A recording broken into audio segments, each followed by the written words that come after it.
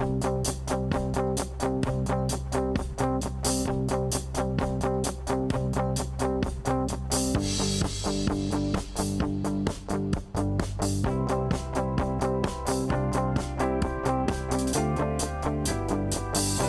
depends on how you define release to the public.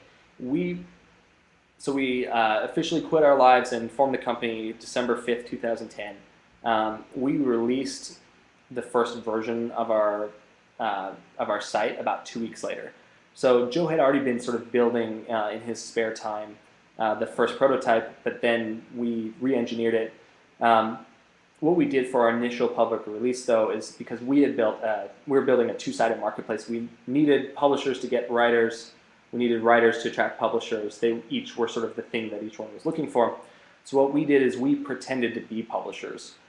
So we basically started a bunch of basically fake companies on our site, on Contently, and posted jobs for content that we were never going to use, just to see if we could attract writers by saying, hey, we have work. So really what we released was a very basic website that had a form for a publisher to put in what they were looking for and what price they wanted to pay, and then a list basically for writers to be able to pick up those projects. And we were doing a lot of stuff sort of manually through email and all of that, but that was sort of the initial thing, and it really wasn't a product. It was more of a facade to sort of test a concept. So that was our first sort of release to the public. And we got a bunch of writers to try it, and because once we got those writers, we ended up getting real publishers to come and do real assignments that ended up getting published rather than just paid for and not published. But we kept everything very locked down, sort of in invite only for a long time. We were sort of specific to our business, though. I think depending on what kind of business you have, you may not want to do that. But we were very concerned about screening talent.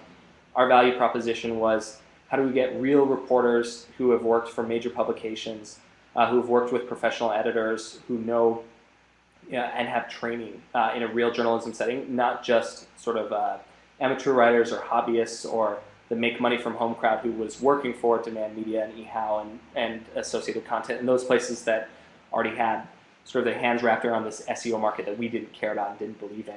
So because we were looking for professionals and we knew that sort of giant pool of other writers but not reporters would be interested in our product, we basically spent a lot of time screening people and doing invite only, so that we only let in the kind of talent we wanted. And we also, on the other side of it, didn't open up for a long time to publishers aside from invite only or publishers we'd sold, because we didn't want SEO companies, specifically sort of the spammy SEO companies, coming in and saying, yeah, we want $5 articles. We wanted real publishers who were willing to pay journalism rates. So it took us a long time to release anything to public invite. So we, like I said, we just released our portfolios to the public last week.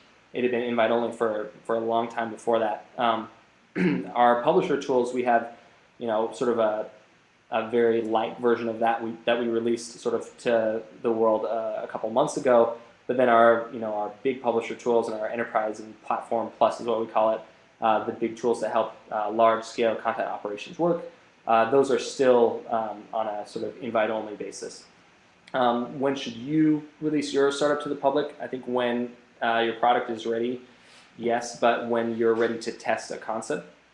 I think it's different for every company. I think if you're a consumer business, release to the public very fast. If you're a B2B business, then be more careful. And if your value proposition is in it not being public, don't release it to the public.